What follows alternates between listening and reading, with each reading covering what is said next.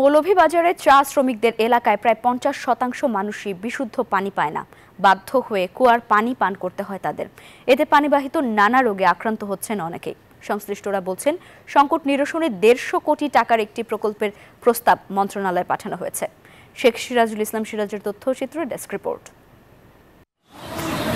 চা শিল্পের শুরু থেকে এখন পর্যন্ত শ্রমিকরা অন্ন, বস্ত্র, চিকিৎসা, বাসস্থান, শিক্ষা, বিনোদন ও মজুরির ক্ষেত্রে বৈষম্যের শিকার। মৌলভীবাজারে চা বাগান অঞ্চলের শিশুদের মধ্যে অপুষ্টিজনিত রোগের উচ্চ প্রকোপ রয়েছে, কারণ তারা পর্যাপ্ত পরিমাণ পুষ্টিকর খাদ্য পায় না।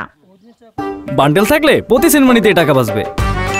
বিকাশ সেনমানি বান্ডেল কিনে জিতুন প্রতি লেনদেনে।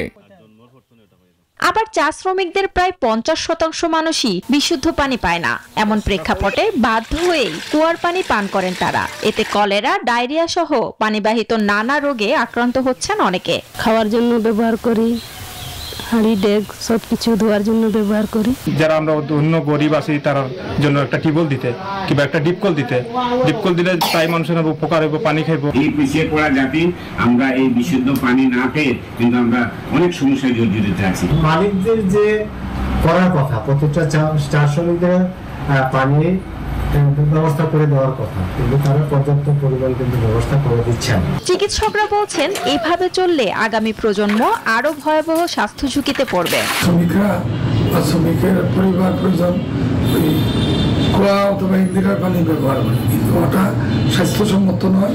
যার ফলে অনেক সময় পানিবাহিত রোগে শ্রমিক শ্রেণীর মানুষ ভুগেন বাগানে। জেলা নির্বাহী প্রকৌশলী জানান, ১৫০ কোটি টাকা প্রকল্প প্রস্তাব সংশ্লিষ্ট মন্ত্রণালয়ে পাঠানো হয়েছে, যা বাস্তবায়ন হলে বিশুদ্ধ পানি পাবে চা শ্রমিকরা। প্রায় ১৫০ কোটি টাকার একটি প্রকল্প সাবমিট করা আছে।